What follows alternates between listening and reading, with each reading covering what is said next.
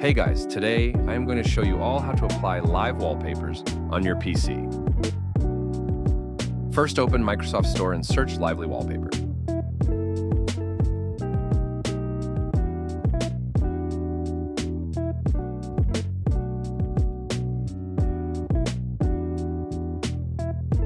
Then click on Download button. I have already downloaded it.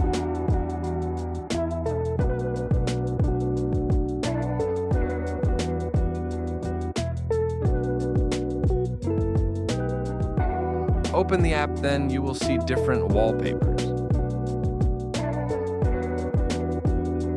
I downloaded this wallpaper myself. It will not be available on your PC.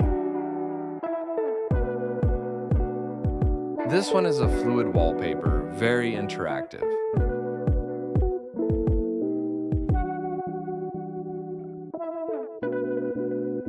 This one is a living room wallpaper. It's not working right now as I'm screen recording.